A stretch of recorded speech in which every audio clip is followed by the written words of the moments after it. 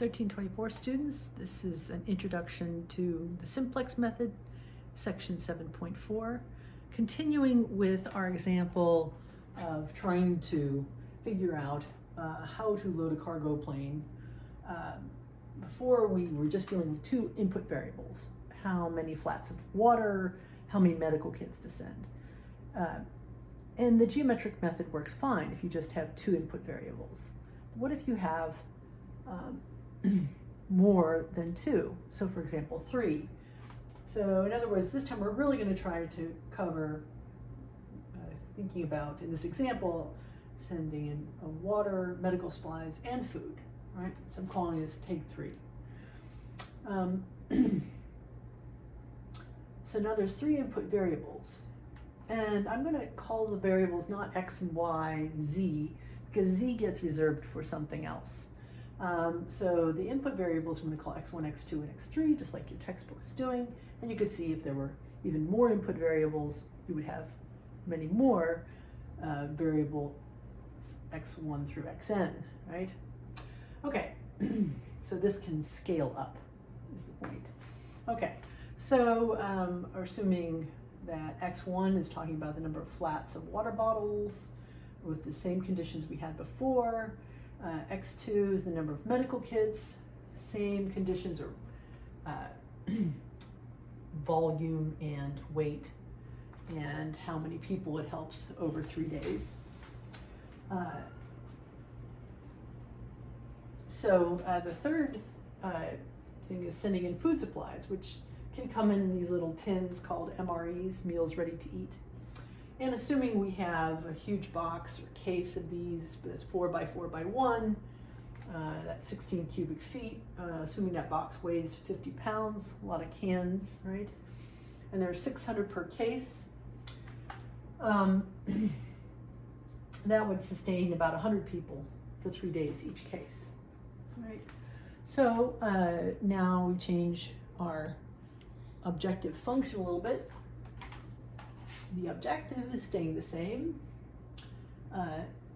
So some things carry over from the linear programming of the geometric method over to the linear programming of the simplex method. Same sort of terminology. We have some objective to maximize or minimize, an objective function, which now has this term in it, which is different from the last attempt. Take 2, take 1. And we have that this third variable, the number of these cases of MREs, is making its presence felt in the weight constraint and in the volume constraint. But same cargo plane with these same limits. Okay? So if we tried to do this geometrically, here's the problem. Each of these constraints has it is a half space out of 3 space bounded by a plane. So if you have a plane slicing through 3 space, half of that plane is the feasibility region for, say, this one linear inequality. This other linear inequality is another plane bounding a half space. So if you take the intersection of all those half spaces, you get some sort of wonky looking soccer ball like this. Maybe, might be unbounded, but if it's bounded it might look like this. And these sides, these planes on the sides, or pieces of planes, are called simplices. That's the plural of simplex. One of them is a simplex. So that's probably how this method got its name, the simplex method. And it scales up. Because what it does is it ignores trying to visualize it geometrically. That's too complicated to even graph on 2-dimensional screen, and it's certainly much harder to use in an analysis, right? So instead, we're going to look at it this way. Every one of those inequalities can be made into an equation by adding a slack variable. So every constraint that's up there, you have a slack variable. We're going to let S1, this is the constraint dealing with weight in pounds, S1 is going to be equal to a slack amount of weight. So these quantities added up together had to be less than or equal to some bound, 40,000, let's just have S1 take up the slack in between where they are and that upper bound. Same thing for the volume constraint. We introduce another slack variable so that we can go from inequality to strict equality equation, where that S2 variable is going to take up the slack amount of volume. This gives us a system of equations. Okay. Oh yeah, and we also take the objective function z equal to that linear function of x1, x2, and x3, and we make an equation of it, an equivalent equation, simply by subtracting all these xi terms over to the other side, leaving z positive. But you'll notice now we can line these up. These are all x1 terms, all x2 terms, all x3 terms, and so on. And actually, in an augmented matrix, when you take the augmented matrix of this, you see we have a column for each of those variables. Right? So the augmented matrix of that system has a column for x1, x2, x3, the new slack variable S1, the new slack variable S2, and when you're first doing this, you also give it a column for Z, though you'll notice later, in later sections, they just leave off that column. But anyway, so we turn this system of equations into a augmented matrix, and that matrix gets called the initial tableau.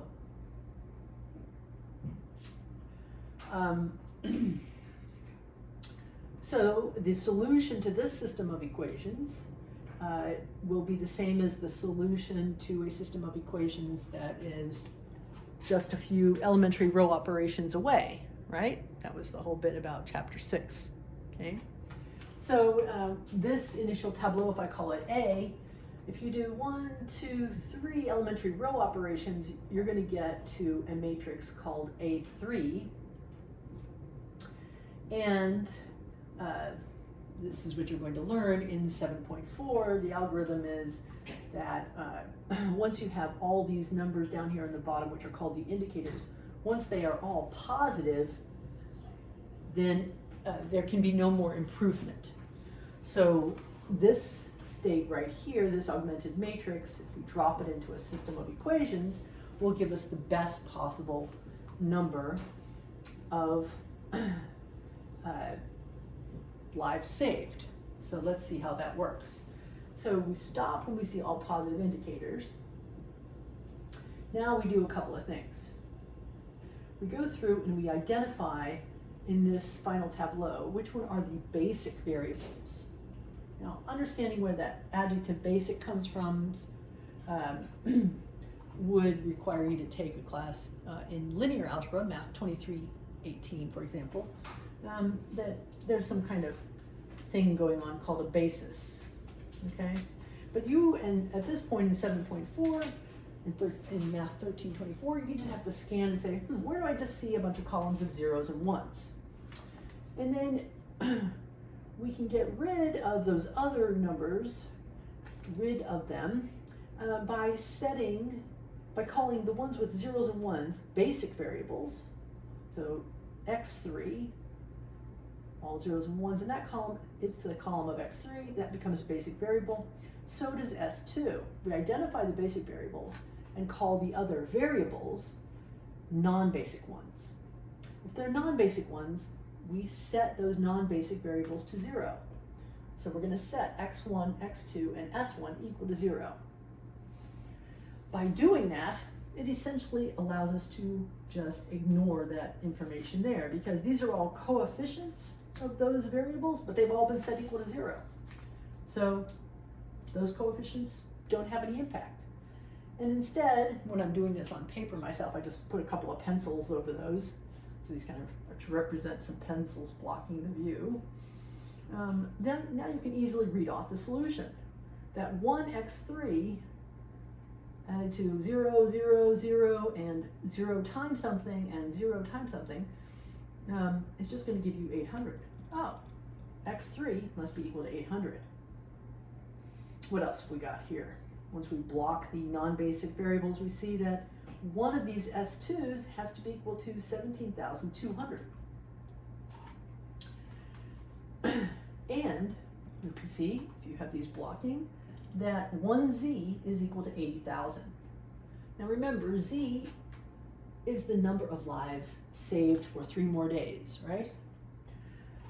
So the mathematical theory says once you have all positive indicators down here, then this number in this lower corner spot is the maximum value you're going to get for Z. Can't make it any more greater a number. So this bottom right-hand corner of the final tableau tells you that maximum Z value. And so we get this solution from this elementary row equivalent system that here's the packing plan.